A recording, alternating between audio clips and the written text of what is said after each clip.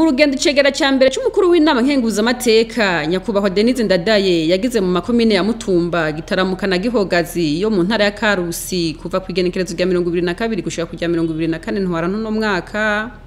yaraboneyeho akaryo ko kwifadikanya n'abenegihugu mu bikorwa vy'iterambere rusangi. Kw'igenekerezo rya 2022 Ntwarante yifadikanije n'abenegihugu bo muri komine Mutumba ku mutumba Rabiro mu bikorwa vyo guseha amatafari yo kubaka ikibuga ca kijambere c'intara ya Karusi.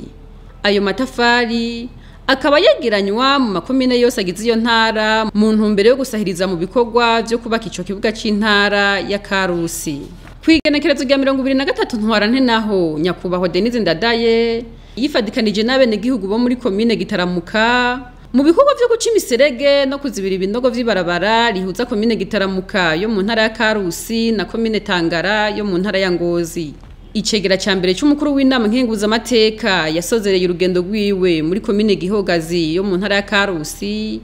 kw'igenekerezo rya 2024 Ntwarante aho yifadikanije n'abenegihugu mu bikorwa vyo gusibura no kuzibira ibinogo vy'ibarabara rihuza amakomine ya Bugenyuzi na Gihogazi yo muri iyo ntara na komine Mutaho yo mu ntara ya Gitega.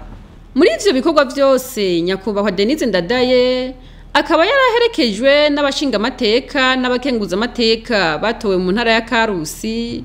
buramatari w'iyo ntara umupfasoni Karinimba Rushimana, bamwe mu bajejwe intwaro n'ubuzi butandukanye mu ntara ya Karusi, abatowe mu nzego z'intango mu makomine yagendeye na bamwe mu barongoye ibisata bitandukanye muri iyo ntara. Mw'ijambo yashikirije abitavye ivyo bikorwa